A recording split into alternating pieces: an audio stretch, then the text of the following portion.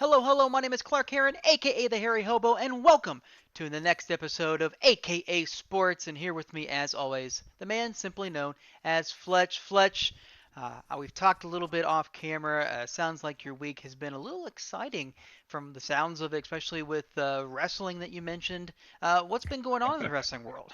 Yeah, man, it's been really nostalgic lately. You got AEW who's been showing up to WWE a little bit lately. You got CM Punk. It was a lot of talk over the last few months, like who's gonna get CM Punk? Is he gonna come back? And I'll tell you, Clark, that was it was impressive. It was impressive. Like no, it wasn't any wrestling, but as you know, with the whole entertainment world that wrestling is in, the guys on the mic are the ones that rule. And CM Punk used to be one of the best guys on the mic. Now you bring him over to AEW with all the personalities they got. When he came out, it was in his hometown in Chicago. I've never seen a crowd pop like that in the last 10 years. Nothing like that in the last 10 years. Very similar to like a Cena comeback or a Rock comeback. But I mean, he's in his hometown. I think his first time wrestling, like, or back wrestling in 7 years. I was told. I also saw some sources online mention it's not a part time contract. Like this guy's gonna be on TV every week now. So my wrestling fans, it's something to look forward to. You got Cena's back. Brock Lesnar came back. So it's pretty dope time to be a wrestling fan again, man. I don't know how much you watched, but Clark, I guess who was your favorite guy growing up? Oh man, I think back when I can remember watching wrestling, I think Stone Cold Steve Austin would have been the one that I was attracted to, or at least Yeah. caught my attention when I was younger, um, back in those days, or maybe even a Sting would have been another name to mention there as well. But it's definitely nice to hear that wrestling has come back. I remember seeing the John Cena coming back in that moment. I don't know who the people were staring at because the stage was empty, but they were really, really excited for his return. Uh, Now you see me, now you don't kind of deal. But Mhm. hey, it's always nice to hear. And if you do want to continue to hear us, again, simply go to anchor.fm/aka sports or follow us on Facebook, and that's simply facebook.com/aka sports. We have a plethora of options that you can choose from Spotify, Apple Podcasts, Google Podcasts, you name it, it's out there. Again, just simply go to anchor.fm/aka sports, and you can find us on each and every single one of those. We'll be putting out each episode every single Monday morning, as well as a video if you're watching us on YouTube Monday morning as well. So let's kick it off here a little bit. This week has been pretty slow in the terms in the sports world, which is typically fine. Now, something did major happen today, or major happened today, if I can put those words correctly there. Miguel Cabrera hit his 500th home run today. Unfortunately, it was on the road, but nonetheless, he is the 28th player in Major League history to join the elusive 500 home run hit club, and he is now less than 40 hits away from 3,000. I don't think he's going to make it quite this season. Maybe. Who knows? We got yet another month or so before we actually get into the playoffs. But hopefully he can make it into the 3,000 hit club either late this year or early next. So again, congratulations to Miguel Cabrera and joining in the 500 A lot hit of or hits. 500 home run club. They were doing some video reactions. Some of the guys that were already in the club, seeing a much older Gary Sheffield congratulate him. He was a one-time teammate of his, along with A-Rod and David Ortiz. It was really, really fun. I was really kind of hoping to see it the Poppy. other night when he was at home, but uh, you know, Fletch. I mean, you've seen Miguel Cabrera play here and there. Uh, you just gotta love his game. You just gotta love the fact that he just goes up there and he's just wanting to hit the ball as hard as he can every time. Oh yeah, definitely, definitely. He's been a staple in the game for I don't know how long at this point. But it well deserved, and I'm glad we got to see another one hit that milestone. I'm hoping he does stick around. What do you think, Clark? If by next season he'll be able to get into that 3,000 hit club? As long as he can stay healthy, I absolutely he'll definitely get there. It's just a Let's hope matter for of if that. it's going to be. Yeah, absolutely. It would have been. I was kind of hoping that it was happened at the same time which would have been really, really nice for to have sure. your 500 home run and 3,000th hit in the same one. I don't think he was going to wait that long to forget to go get the home run, uh, but nonetheless, once again, congratulations. And it's always fun to see those milestones in baseball or really any sport um, that happen, and just to see just see everyone come around and really celebrate something that has taken quite a while to get there. Um, but I definitely do appreciate that. Let's go ahead and we'll talk about starting in our news and notes. We'll be talking about the classic that's going to be happening. I think as of right now of this recording, it's already Hmm. started. The Angels versus the Indians in the Little League Classic over in Williamsport. Every single year they have two major league teams go over there to play a game, allow the kids to enjoy that game. They were I saw the teams show up earlier today. They were signing autographs left and right. There was Indians players sliding down the hill in Williamsport, uh, at least trying getting halfway down.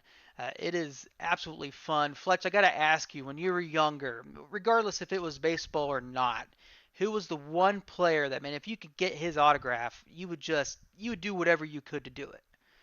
Oh, I mean, we got sticking with baseball, man. It would be Griffey for me, Ken Griffey Jr. for sure. I was I didn't want to say a Reds fan, but he played for the Reds. I was in Ohio, so it just made sense. And he was always a athlete in general that I looked up to. So it'd definitely be Ken Griffey. Very nice. Yes, Ken Griffey is definitely up there as well. Mine would be Jeter. I've Yeah. had a couple chances here recently. Just the amount of sheer money that it's going to take to get one of those signatures, I will hold off for now. But maybe our generous sponsors in the future, whoever they may be, may help us achieve our own dreams of getting our own major league autographs. Um, Manifest it. Episode 5, we're gonna put that. We're gonna manifest that at some point in time. It will happen, Clark. Hey, I will continue to believe it, and then There you go. I will believe it when I see it as well, and I hopefully that will happen one day for us. Moving on, we're going to be talking about Major League Baseball. The pennant races are heating up. We are down to basically our last full month of baseball. First in the AL East, the Yankees are on a 9-game winning streak. They have swept the Red Sox at one point. They have passed them. They are now only 4.5 games behind the Rays, who are also on a bit of a winning streak as well.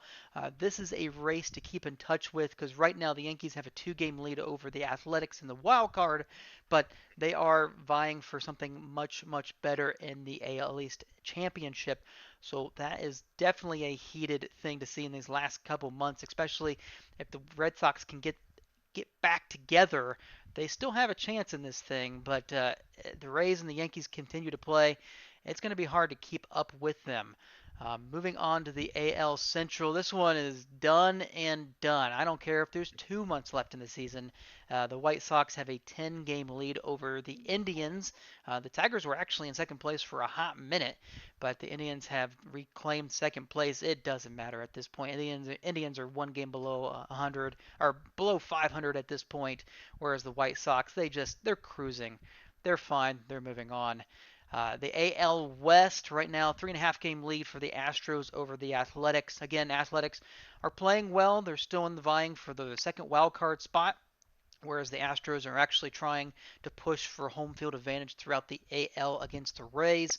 The biggest development in the playoffs so far has been in the NL East, where the Mets were once ahead of everyone, and then they just kind of went on a little bit of a slide, and all of a sudden the Braves started playing great baseball, and now they have a 5.5 game lead over the Phillies, which is literally insane because at one point the Mets had a 2.5 game lead and maybe a 3.5 game lead over those two teams. Unreal how they're playing right now. And the Yankees and the Braves will actually play, I think it's either tomorrow night or the Tuesday night for a quick two Big game game. series. So yeah, it's going to be very, very interesting to see what happens there. In the NL Central, the Brewers continue to push away from the Reds. They have a 7-game lead. The Reds are still vying for a wild card spot, but at this point, uh, let's just go ahead and jump to the West because that's who they're going to have to play. Because it's the Giants right now, a 1.5 game lead over the Dodgers, and really, whoever loses this is going to be playing either the Reds or the Padres. at this very moment. Obviously, things can change over a month. You being a Reds fan, you mentioned that you grew up watching them at least. Definitely not a scenario that you want to see, having to barely make it into the playoffs just to face the Dodgers. Right. Yeah, Right. it's bad news. And regardless, even if the Dodgers do take that division, they still have to play one of these two giants, and they are just literally the two best teams in baseball, bar none. Uh, and then lastly, we'll talk about the NBA Summer League finale. It finally finished up with, well, not much of a game. It was a complete blowout. The Kings finally won something. They finished off the summer league in nice fashion, winning 100-67 against the Boston Celtics. Fletch, am I missing something here? Did the Celtics think there was another game or double elimination or what was going on here? I don't know. They didn't show up. I don't think they knew what was going on. So it was pretty much wire to wire. It was pretty bad. I watched the game as much as I could stand of it. Yeah, it was ugly from, like you said, start to Yeah. finish. But congratulations to the Kings. You won something that, I mean, at least you can see what your youth can do for you, and we'll see how that doesn't translate to the regular season. Uh, but nonetheless, congratulations once again. Again, that was quick news and notes this week. Before we move on to Fletch's put together a top 10 NBA players currently. But before we move on, we're going to talk about our sponsor, Legit Framing. Once again, we know you've got sports memorabilia. We talked about it. Fletch wants his Ken Griffey Jr. I want my Derek Jeter, but we just don't want the jersey hanging on a hanger, maybe on a hook somewhere on a wall. You might as well get it framed. Come to Legit Framing, get it framed in a nice 24 by 36 inch black wood frame or Brazilian walnut frame, or even go a little bit bigger, a 30 by 36. Two player photos, two team photos, maybe even a nice little player plaque with some stats in there, and maybe even a signed card as well. Who knows? Simply come to Legit Framing. You can send us an email at legitframing@hotmail.com or go to facebook.com/legitframing and get your free quote today. Figure out exactly how easy it is to get your memorabilia framed. Again, that is facebook.com/legitframing or legitframing@hotmail.com. Create your next conversation piece. And speaking of conversation piece, Fletch, I'm about to give you the board here. We talked about it off air. We wanted to do a top 10 NBA players. You know the NBA a lot better than I do, so this is your top 10 that everyone's going to judge you on. They're going to send you all the wonderful notes. They're either going to love you or they're going to hate you. But let's start off with number 10. Who do you got? Yes, sir. Number 10, we have Joel the Process Embiid. I have him ranked number 10. Definitely a top 10 talent in the league. Let's I just want to make that clear. He's 10th, but he's definitely top 10 for me. A guy that can dominate the ball both ends of the floor, give you 30 and 15 any night that he wants to, and all the success that Philly's had, you can credit most of that to him, regardless of the coach, regardless of the personnel or lack of personnel, or Ben Simmons. He still brings his team to the brink of contending for finals every single year. Just needs a little bit more help to get over the hump, but Joel Embiid's my 10th. So, Let's with Joel Embiid, real quick, he did just Yes, get the sir. big bag, didn't he? He did get the bag. It was like what is a 4 year max deal, I believe. I believe so, because I know for the longest time they were talking about potentially trading him, going elsewhere, but at this point, yeah, they signed him to a nice deal, and Oh yeah. they're very pleased with that. I Um, think the thing with him, the health was always the question, right? That was the biggest thing. He set out, I believe, his rookie year. Last year he didn't. He played. Last year he lost the MVP race due to health. You can honestly say that if he plays the same amount of games as Nikola Jokic, does he lose the MVP to Nikola Jokic? I mean, he played 20 less games and still finished second. So that's one thing that's always been a question for him. But I think he showed a lot of toughness this year playing on a partial. I think it was a partially torn meniscus, or MCL. I forgot which one of those, but it was partially torn. He still played on it. Still played very well. Had a couple games where Yeah, you could tell it bothered him, but I loved how he fought through it. And that series, again, get a little bit of help. They should handle Atlanta pretty easily. I still think they lose against Milwaukee, but I mean that shows you they lost to the Raptors on last minute Kawhi, bounce bounce bounce make jump shot that and then they end up winning the finals in 19. And then last year, you run into a couple teams, and things don't pan out how they should. And then this year, kind of the same thing. You bring in Doc Rivers, and you expect Ben Simmons to be Ben Simmons. I hate to keep mentioning him that way, but Clark kind of There's kind a of falls pattern back there. on your second star there. It didn't really do much for you. So nonetheless, Joel Embiid's my guy. Joel Embiid's my 10th player. Very nice. Now, who do you got at number 9? Oh man, I got my guy, and he just dropped a new album this weekend. Check it out, Dame Dollar. Damian Lillard is my personal favorite player in the league right now. Um, just across the board, offensively, there's nothing the guy really can't do. He's only 6 foot, 6'1", if I'm being generous, and I mean, he's got the whole game. He's got the whole bag of tricks, whether it's from 30 to 40 feet out, or he'll meet you at the rim. And he might dunk on you. So, and what he's been able to do in Portland. Let's look at this over the last few years, especially let's just look at last season. C.J. McCollum and Yusef Nurkic, second and third best players on the team, missed significant time last year, and somehow, some way, they win 42 games and clinch the sixth seed and stay out the playing tournament. A lot of that has to go to Damian Lillard. A lot of the culture and the way that you see the way that franchise is maneuvers, just the overall professionalism. You never hear anything bad about him. Carmelo Anthony just recently left and has spoke very, very highly of Dame, just in a recent clip. That's the thing that goes unquestioned is his character and his loyalty. He's been disgruntled lately, and he still is not requesting a trade. Um, Definitely one of those guys that kind of has that throwback feel to me, like a Kobe or a Dirk. That's just we're gonna hold on here until we figure this out, and that's what I really like about him and how he's been able to really push that franchise to heights that they haven't seen really since. Say Sheed and Pippen when they made it to the conference finals, or even before that with Drexler in the late '80s, early '90s when they made it to a couple finals appearance. I mean, this is the most success that they had with a conference finals appearance and multiple playoff appearances. So a lot of that credit goes to Damian Lillard, especially from what he was able to do last year. Very, very nice. At number 8, who do you got? We got Luka Doncic. Luka Doncic is probably high on my list as well. For one of my favorite players to watch. Um, Clark, I've never seen a player so slow yet so good though. He plays at his own pace, and I love it. I love him for it. Another one that can pull up from very deep, nice step back, and get to the lane and finish. He's not dunking on you or anything, 6'7", but it's smooth as butter, man. I like Luka a lot, and I like that Rick Carlisle, after his first year of having Luka, realize his mistake and not putting Luka on the ball more. And then all of a sudden you see Dallas being a perennial playoff team.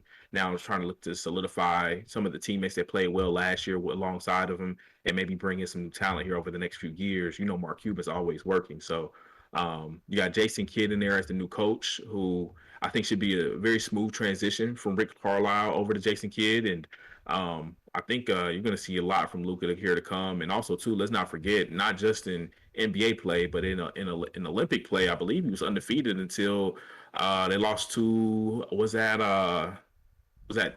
France? They lost to France, um, in the Yeah, they semifinal, lost to France. And then they right? And then I lost know in the they dropped the consolation. right. So undefeated until the wheels fell off, and you got to think for the country he's playing for.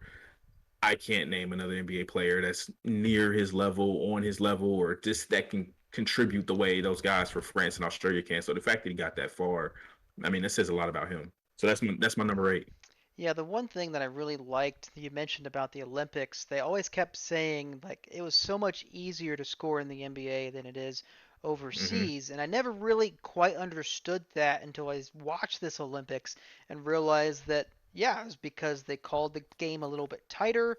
It Yep. wasn't as free flowing. It's not as easy to score as it is in the NBA. So just like you're saying with Luka and all these other foreign athletes coming over, they're finding it much easier, and maybe that's why he's playing a much slower game because it's just so much easier to score in the NBA because it's designed for scoring comparative to maybe overseas where you kind of saw more of a traditional NBA over there where Hmm.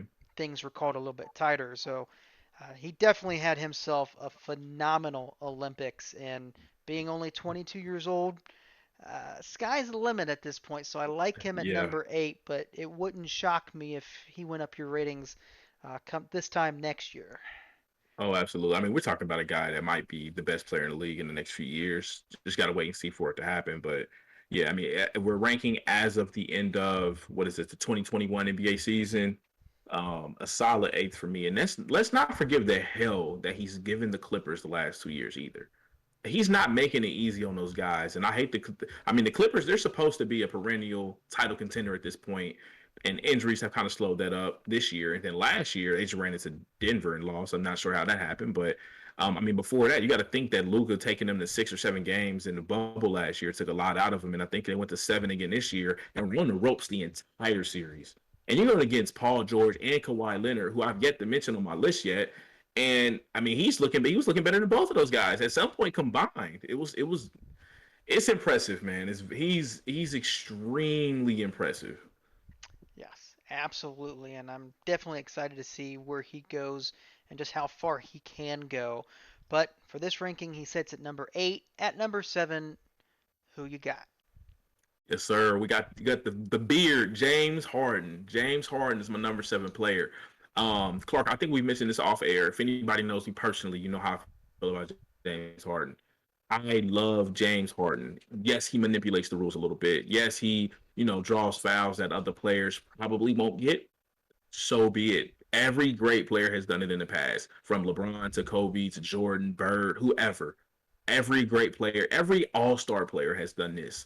So let's not lament in the fact that, oh, he gets these cheap foul calls and goes to the line 10 times a game. That's out the window for me. That argument no longer has any validity with me.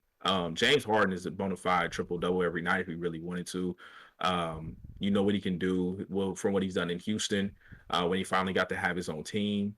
At one point, Clark, I think in the last like 4 or 5 years, there's years where I thought he was probably top 3, 4 in the league. To be honest with you, just the way he pulled that Houston team with less help than other stars had, and were consistently fighting for honestly conference final appearances and whatnot. He kept running to the Warriors, and then you finally bringing them some help, and it looks like they're going to get over the hump with Chris Paul, and then Chris Paul goes down when they were up 3-2 against the Warriors, if you remember that playoff. So um, the odds have been stacked against him everywhere he's gone. This year was probably going to be, the year for them, and then he gets hurt. Kyrie Irving gets hurt. So I'm really looking for big things out of James Harden next year. But I mean, just the numbers that he puts up, the sheer volume of scoring. And fun fact for those at home, there have been 3 players in the last, actually since the late 80s, that have averaged over 35 points a game. And that's Michael Jordan, Kobe Bryant, and James Harden. So again, let's put that noise to bed about the drawing of the fouls and all this type of stuff. That it's no valid argument there. Nothing wrong with that pick there. Let's round out the back end of your top 10. Who's at number 6? Yes, we have the MVP, the Joker, Nikola Jokic. I love his game. He's like a point center, probably one of the best point centers or the best point center I've ever seen. I mean, he's 6'11", 7 foot, however tall he is. I mean, just the way he dictates the floor is very LeBron esque. Clark, I know you watched LeBron quite a bit just over the years, and you can see his imprint on games. Joker is the same way. And I'm not saying he's as good as LeBron, but I mean, I guess you could say as of right now, he's in the same class at least. But overall, I mean, I don't want to, do that and draw that comparison at all. But I just, as of right now, there's really not that many guys that can really put their stamp on the game that way. So for that reason, I'm not even really, I don't have to get into stats with Joker to me, because if you watch Denver play, you know why they win.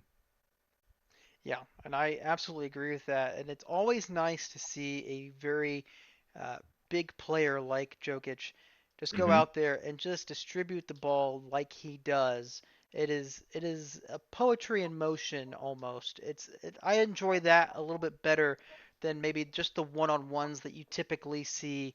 The spreading the court out, you get the one-on-ones. Get the passing game going, and all of a sudden it leads to a wide open dunk, a wide open three, whatever it is. And definitely with him winning the MVP, it showed us that it can still happen. It can still work in the NBA.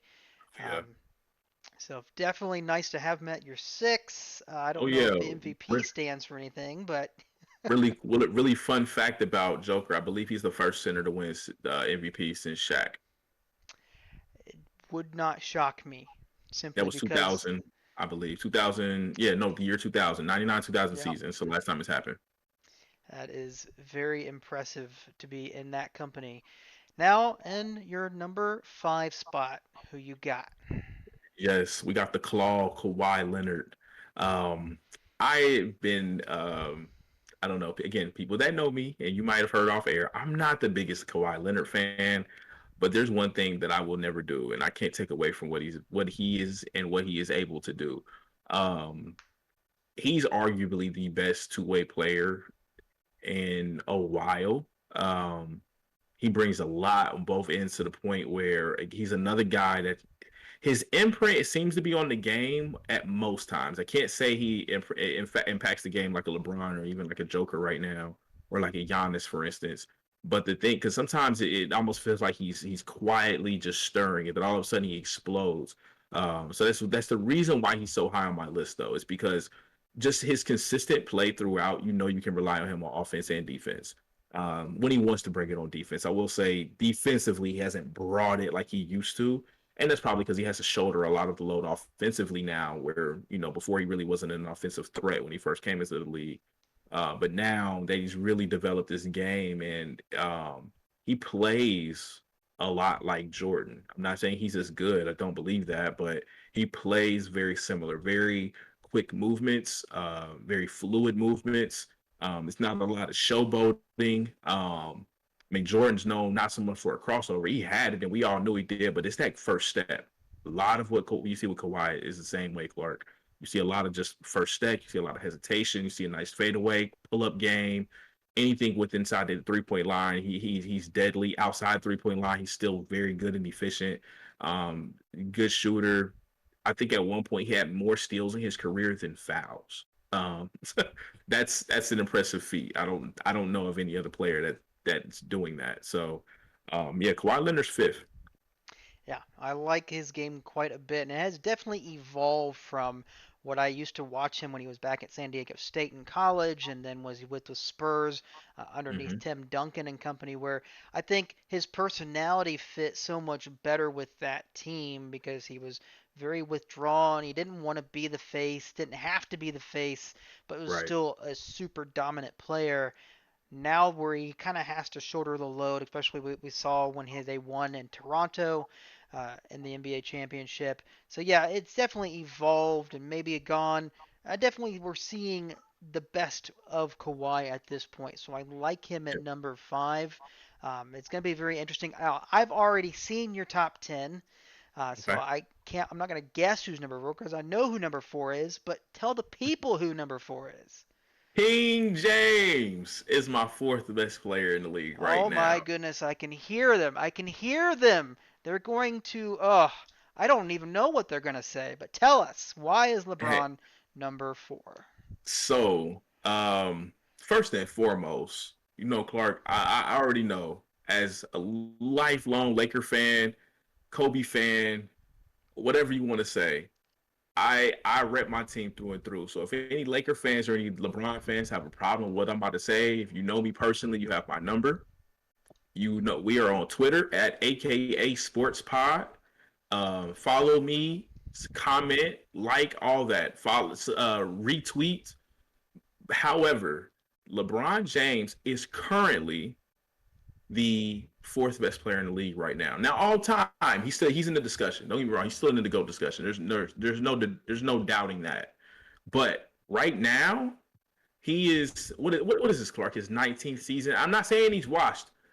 I'm not saying he's washed. Let me just go out on there because I've seen him already with the deleted tweets and the hashtag Wash King Clark. I'm not there with that. I'm not. He's not washed. However, there is always a decline, right? Yeah.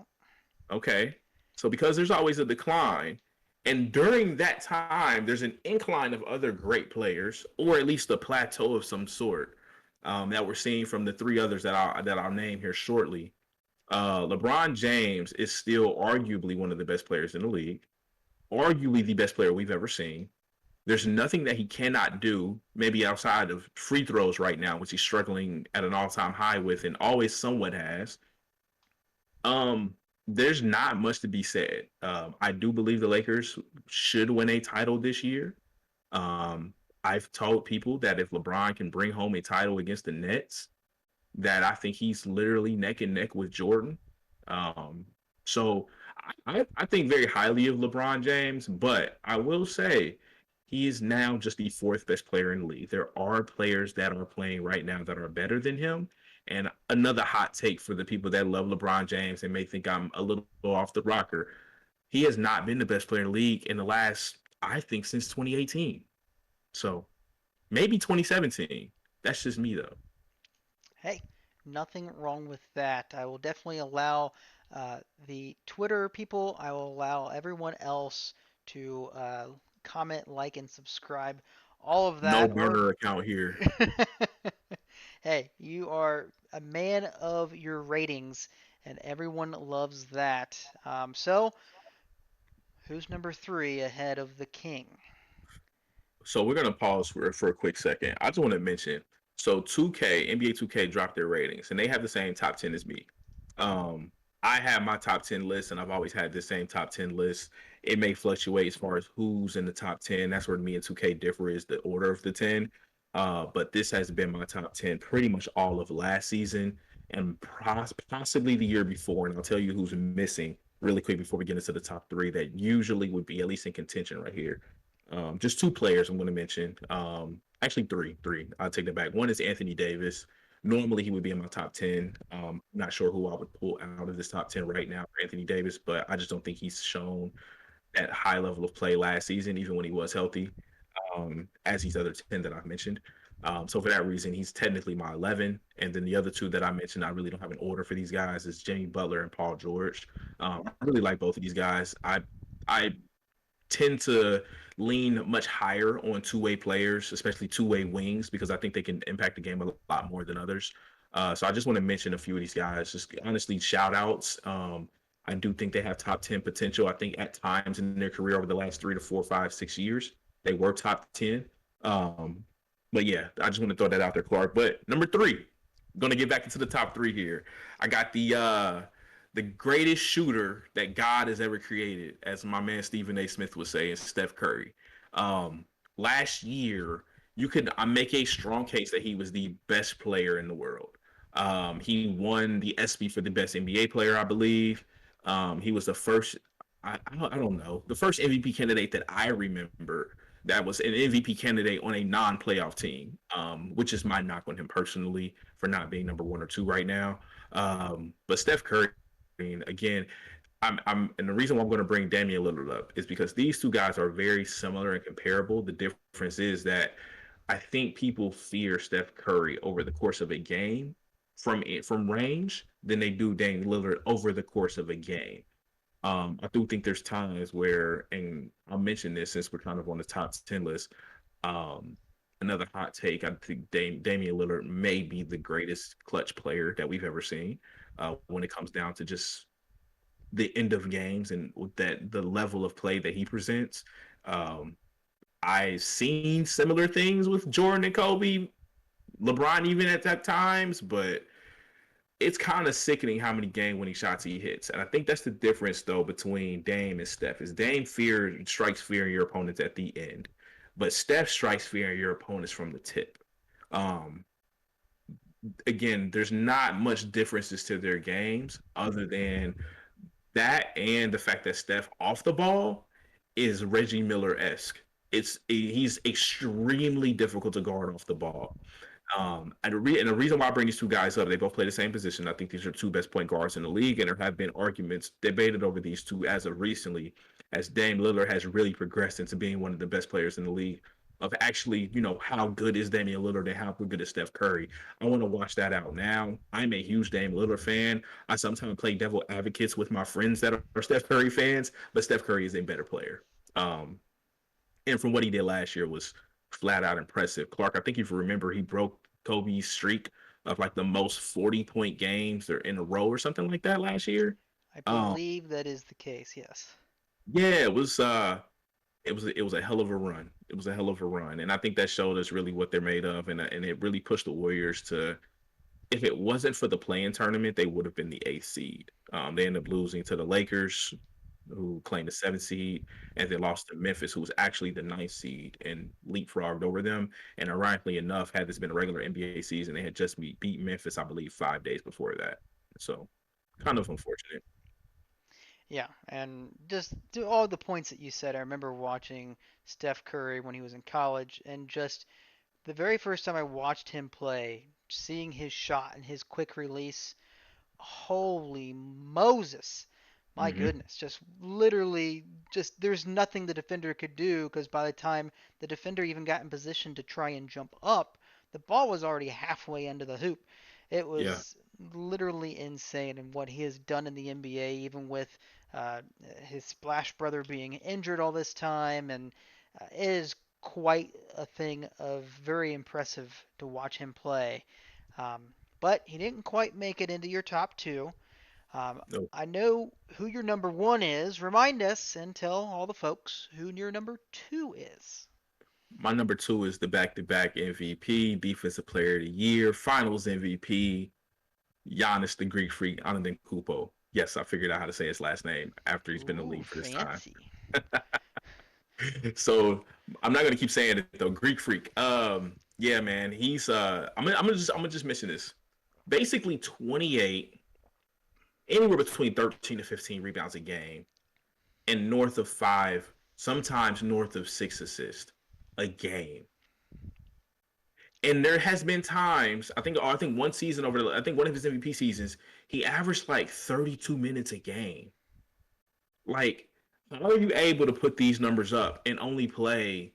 Basically, you're not playing a quarter and a half. You're the best player in the world, arguably, and you're not playing a quarter and a half of games, and you're still averaging 30, 15, and 6. I mean, that speaks for itself. I don't care if he can't shoot from three. I really don't at this point. He just won a freaking title. He has shooters around him. He has players around him. Milwaukee to me is the best defensive team in the league. Not so much the toughest as far as defense, but like the best defensive team in the league as far as them making you change your shot. Them making you play out of your comfort zone. Making you do things that you're not normally accustomed to doing. Making Hall of Fame point guards struggle mightily on the biggest stage in Chris Paul. No knock on Chris Paul. That was one of the best defenses I've seen in a little while now. I don't want to get too out of control and say since, I don't know, '04 Pistons, I don't think they hold a candle to them. But at the same time, like, this is one of the best defensive teams we've seen. And I think that contributes to Giannis. And then offensively, again, I mean, 30 points, 6 assists a game. He was a de facto point guard for a little while in the league, and then now he's developed into one of the best forwards in the game. So um, I can't really speak any more high of Giannis, and I think he's right there neck and neck with my number one, who I believe has a slight edge. I will explain why here shortly. Um, and this is where I kind of want to rip 2K real quick, Clark. Um, how dare you be so lazy to rate Steph Curry, LeBron James, Giannis Antetokounmpo, I had to say it again, and Kevin Durant all 96s? There's a difference here. Yet on the game, they're all 96s. I understand they're all a little different. There's still a difference here. There's definitely a tier between these four, and I think there's a little bit of space possibly between three of the four. Nonetheless, Clark, I just want to point that out. I like the 10, but let's not get too lazy. Let's rank these guys as they should be, And this is before we get into my number one. I believe this has something to do with my number one being not the most liked player in the world right now. That's very possible, and I think the fans can guess who that is. But just to make sure that they're talking about the same person you are, who is your number one? Kevin Durant. Kevin Durant is the best player in the world. If you ask me, he's been the best player in the world at least 3 seasons, 4 seasons minus the Achilles. Um, I don't want to say he's a best player in the world just because he beat the Cavs because I understand the team was stacked and I know what's up. But at the same time, the player that he evolved into when he was playing with the Warriors, similar to the player LeBron James evolved into when he went to Miami, is the best player in the world. When I mention some of these guys to say there's nothing they can't do on this side of the ball or that side of the ball, or yes, that means they're good at everything. Kevin Durant, you can honestly say, is great at almost everything right now in his career. Scoring, he's probably the best scorer we've ever seen. Rebounds, he can get you 10 rebounds when necessary, but he's going to average at least what, 6, 7, 8. He's a 7 foot guard. No one wants to say he's 7 foot. He doesn't want to say he's 7 foot, but and nobody wants to say he's a guard either. He's a 7 foot guard. He's basically Tracy McGrady if you gave Tracy McGrady about 4 more inches.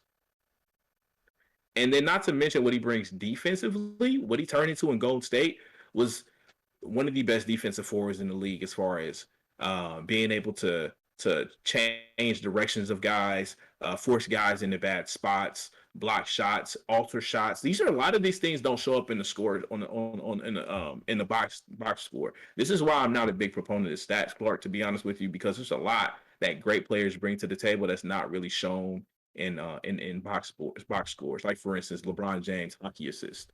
I guarantee he has a crap ton of those. But are they on the box score for NBA? No, they're not. Same thing with Kevin Durant. Is altered shots a thing? Because I guarantee he has a ton of them compared to say one block a game. He might have a ton more altered shots. Um, his wingspan, I want to say it's like 7'6" for crying out loud.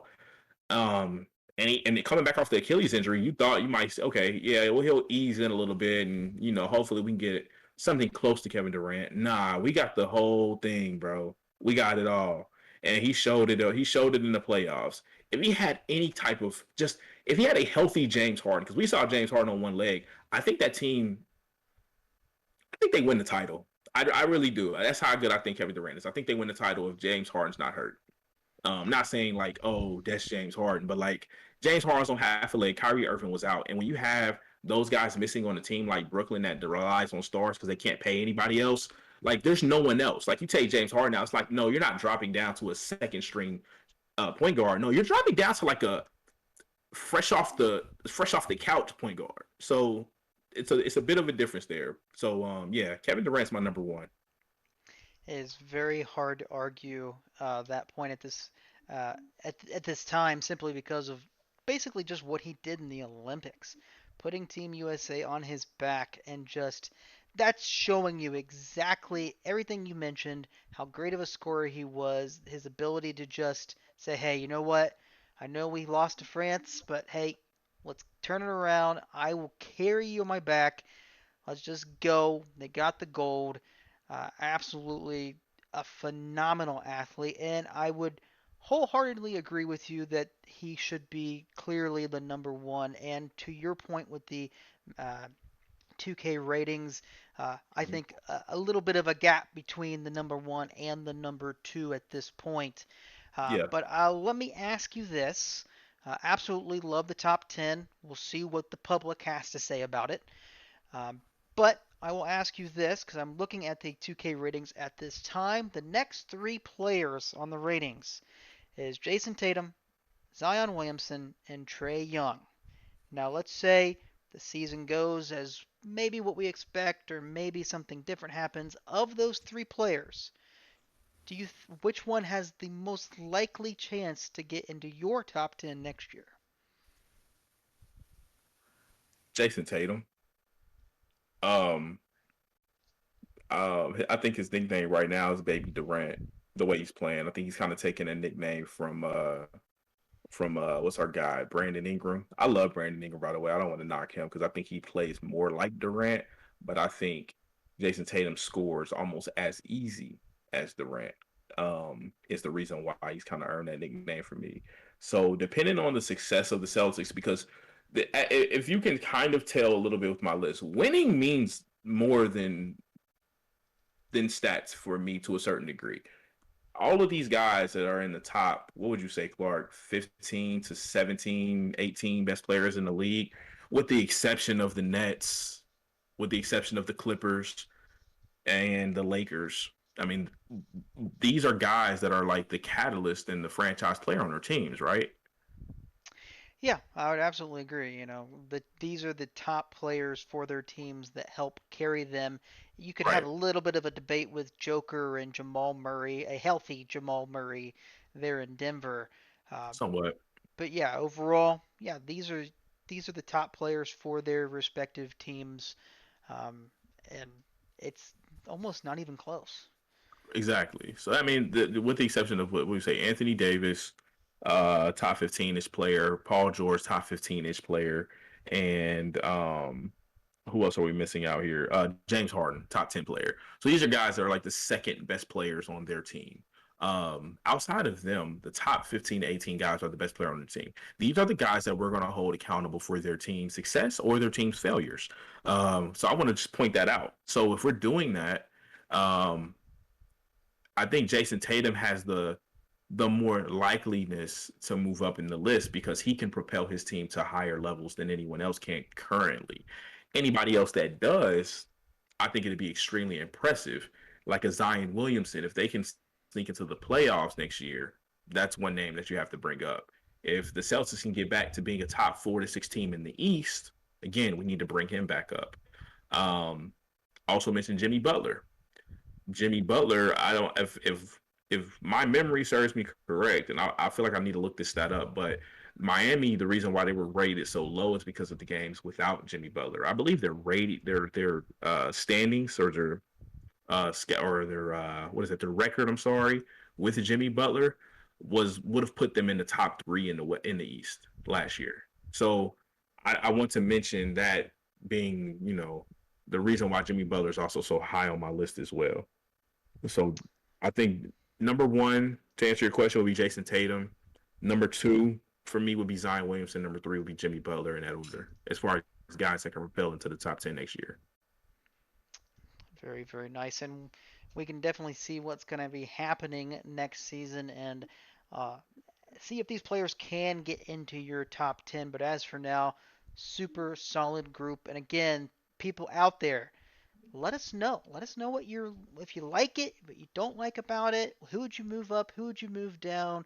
Maybe some players that you move in and out. Anything at this point, Fletch, we don't want you to feel like you're the end all be all for the NBA, even though you have a phenomenal informational utilage towards the NBA. But we got to take it down a couple pegs at this point. I think Twitter just has enough to do it.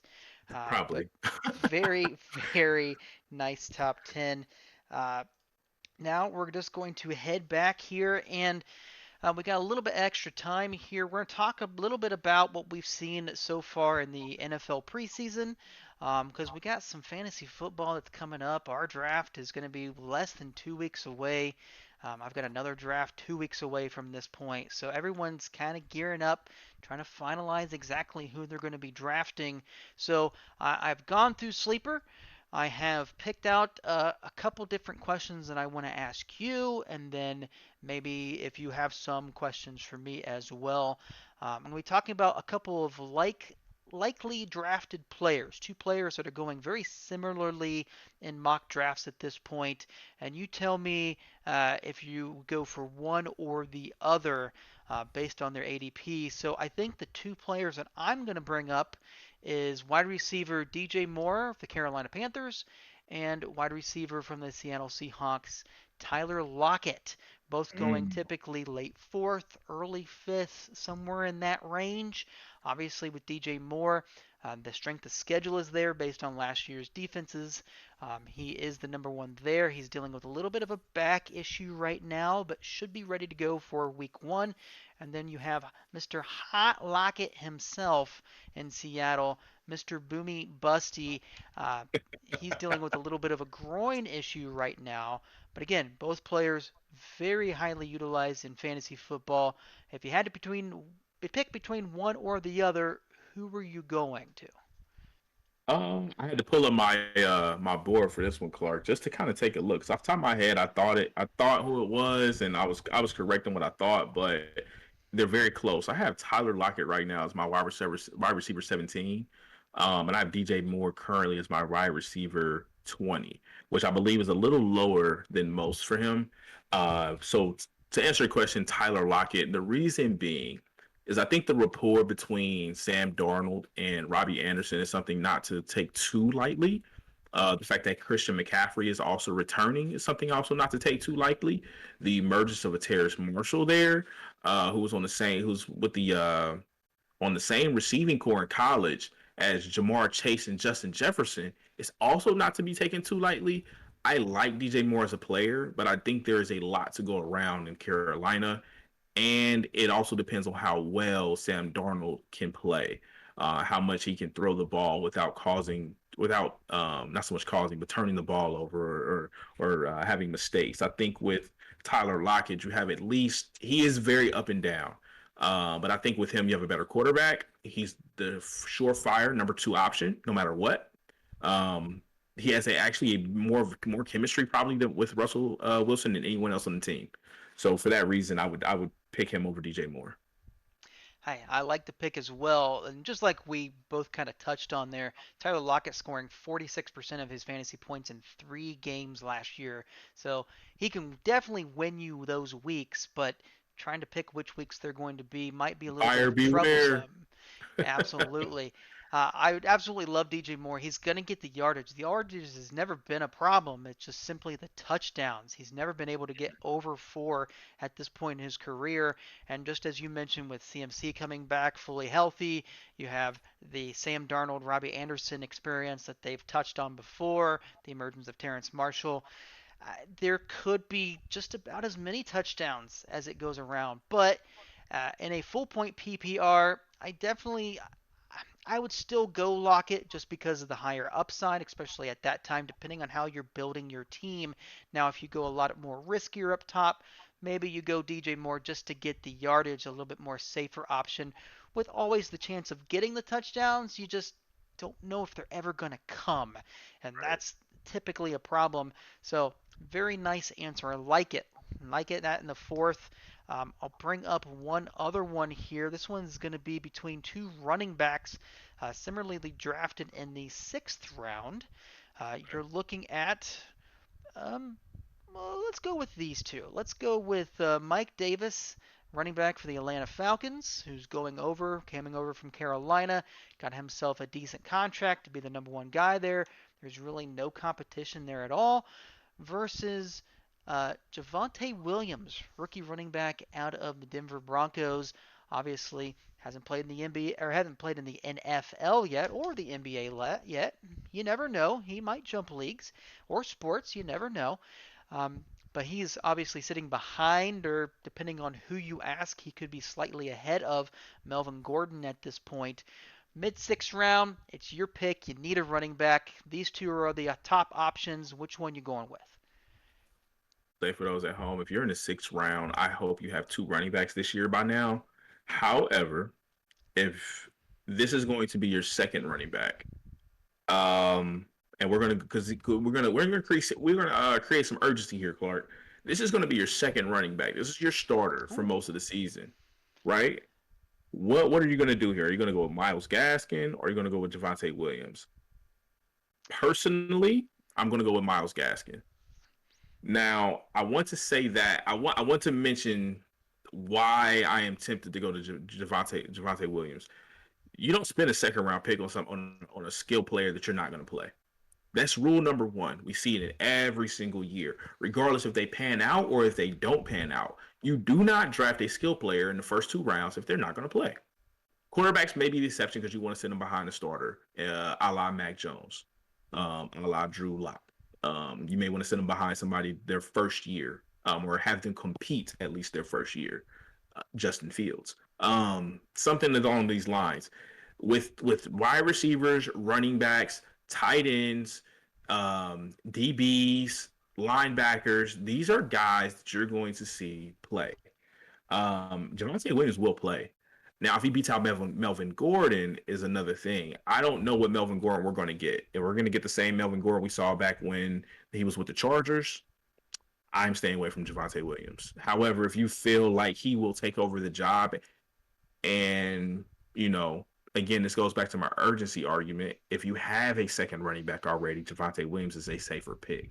If this is your second running back, excuse me, I said Myles Gaskins, didn't I? Mike Davis. I apologize. Mike Davis It's is who you okay. I want. mean, you could throw Miles Gaskin into that He's conversation in as that well. range. Yeah, he's in that same range. Obviously, we've heard Yeah, about Miles Gaskin, the situation there about potentially doing a running back by committee. right. So, yeah, we can definitely throw him in this conversation. Make it three running backs. Make it three rounds. I'm still going Mike Davis. Mike Davis to me is a safer pick. Miles Davis to me, if you need a second running back, like we said, creating some urgency, we're going Mike Davis. You mentioned it, Clark. There's no one behind him. It's his job to lose. There's no one there that's threatening his job. If if I'm picking if I'm looking for a second back this late in the draft, I'm hoping first and foremost my team is stacked. I should have three top 15 level wide receivers. I probably have a tight end already, and I might even have a quarterback if this is going to be, my second running back. Mike Davis is my pick. I think he just has the highest floor, and if you need somebody safe, go Mike Davis. I personally, I think I have him a little bit higher ranked than most. I am going to go on record and say I'm okay with drafting him actually in the fifth round. That's how high I think of Mike Davis this year. Late, No, late fifth. yeah, I definitely would agree with late fifth. Wouldn't be too bad. Just like you mentioned with Javonte Williams, it's really kind of a guessing game at this point. I know Melvin Mm-hmm. Gordon is dealing with a little bit of an injury situation there. I don't know if there's any type of turbulence between him and the organization at all. Obviously, Javonte Williams is the future. Now, is it Yep. going to be 6 weeks into the season before he really starts to emerge as the guy? Can you wait that long? That's kind of really the question there. And really, with Miles Gaskin, just the news that's kind of shaken up the industry at this point is simply that they're going to go with a running back by committee, which we kind of felt might happen simply Right. because in order for Gaskin to really bring back the value that you're going to get with him, even if you drafted him late fifth or even got him in the sixth round, he's going to have to get at least 15 to 18 touches every single game. But if they're going to start sharing the load with all these other players and with the new receivers, and if Tua Tagovailoa is actually healthy and able to run the football, you may not get those number of touches heading into each and every single week. So he would be like a low end flex play at this point and not really Yep. worth the value of a fifth or sixth round. So I'm definitely with you. The safer option is Mike Davis. Depending on how you build your team, maybe you have a little bit of a risk where you can take Javonte Williams as your third running back behind maybe the likeliness of maybe if you drafted it an Aaron Jones and then you went got down and got Chris Carson and you're really solid there, you can kind of wait on the rookie. But like you mentioned, if this Exactly. is your second running back off the board, it would be hard pressed for me to take Williams. I would also like Davis as well. Fletch, I think we're doing pretty good here. Any questions that you have at this point, based on your rankings that you're seeing there for quarterbacks or Yeah. receivers, what have you? I got one to actually swing back your way, man. And this is kind of somewhat of a hot topic as of lately, and that is the running back logjam that there is in the second to third round. I'm going to bring up two names for you that seem to come up a lot in the third round, and you mentioned one of them that would be around that range, and Chris Carson. But the two that I'm going to bring up are going to be Josh Jacobs and David Montgomery. Um, there's been I've gotten to a bit of a discussion about this recently on who I would target late third round with a couple of friends of mine. But I would be curious to see what you may decide there. We're talking full point PPR. Okay. Um, these guys right now are projected top 20 running backs. Probably RB2s, maybe flex level. Probably I would say RB2s. Let's be safe in saying that. Yeah, Josh Jacobs and for the Vegas Raiders and David Montgomery for the Bears. It's very interesting, especially if you get into that late third round range where you have this decision. You've already maybe drafted, maybe you went Devonte Adams early or Travis Kelsey early, and this Hmm. is going to be ending up being your second, maybe even your first running back off the board. Unlikely, but if you have to grab one of these two players, it's difficult because depending on who the quarterback is in Chicago, the news out of Chicago is they want David Montgomery to have 20 plus touches every single game, and that's Right. basically what we saw at the end of last year. Those last 6 games that helped propel many of fantasy teams to fantasy glory, including my own in our league of record. He was absolutely phenomenal when he was given the volume on even on a bad offensive team. They were able to run the ball quite a bit, but again, that was without a actual type of valuable running or quarterback or even a passing quarterback. The likeliness they're going to start off with Andy Dalton, but the likeliness is Justin Fields is going to be on the field sooner rather than later. The problem is, are they going to go away from their offensive play calling? Are they not going to be able to throw to the quarter or running back available simply because of he's not checking the ball down because he's running it more compared to, again, like an Andy Dalton that wouldn't run the ball all that much. But I Right. like the fact that their offense is wanting to give him 20 plus touches. So that's always a plus for fantasy because volume is king. And then you go over to Josh Jacobs and the Raiders, who they signed to Kenyon Drake to come in. I'm not super concerned about Kenyon Drake. I don't think he's going to come in and be the all around workhorse running back that maybe we saw back when he was in Miami, which he never really was. Then he went to Arizona and never really was. So I don't think he's going to be anything like that. Now, could he be the goal line back? Absolutely. Could he get those touches? He's going to get those touches. For Josh Jacobs, the biggest problem with him is just consistency. You're Right. drafting him high last year. You got, I think he ended up in the top 10 last year, I believe, and you still Finished weren't, fairly high. yeah, you weren't really thrilled with him. It was just because I think the very first week he scored 33 fantasy points in a full point PPR, and everybody thought, man, this is his year. This is the time. Yeah. I had him on And my team. yeah, it's just back and forth. You just don't know what you're going to get with him, but the talent is there. I don't know if the utilization is always going to be there. So it is a little bit of a difficult thing. I would say at this very moment, based on who the quarterbacks are for their respective teams, I would have Josh Jacobs just slightly ahead of David Okay. Montgomery at this point. But it's kind of a flip flop. I mean, I could easily go in one mock go David Montgomery, and the next mock go Josh Jacobs. But Montgomery, there's not really anybody there. I know they brought in Damian Williams, who should have won MVP during the Super Bowl a couple years ago. Brought him in. He's not really going to be anything big. Tariq Cohen, unfortunately, I think that injury kind of pushed his career towards the end at this point. Uh, Hmm. but again, I'm not afraid of Kenyon Drake. I would still have Josh Jacobs just slightly ahead because he's still going to get that volume. Um, with David Montgomery, he's going to get the volume. At least they're talking about it. But that's with Andy Dalton behind center. With Justin Right. Fields, that could change. So if you're looking for just a safer option, I would go Josh Jacobs. If you want to go the other option, maybe the offense turns around this year, go David Montgomery. But at this point, I think they're literally just one spot in front of each other for my rankings. Is that where you have your rankings at as well? I do. I do actually have them flip flop though. I have Dave Montgomery one spot above Josh Jacobs. They're 17 and 18 running back for me. I'm giving the slight edge to Dave Montgomery for the things that you mentioned, the 20 catches, the 20 touches. I'm not that concerned about Kenyon Drake. I am concerned about the ups and downs with Josh Jacobs though. If he doesn't have an explosion in week one, I need to do the math, but where does he fall? Um, Whereas I think David Montgomery, you had mentioned it. I think he had a streak last season of anywhere between 5 and 7 games where he just went off. It felt like at least from week 10 to maybe the championship week, if I'm not mistaken. So Yeah. if you get that next year, I understand that was without Tariq Cohen, but now you kind of like, okay, let's phase him out. Like you said, the injury's kind of holding him back a little bit.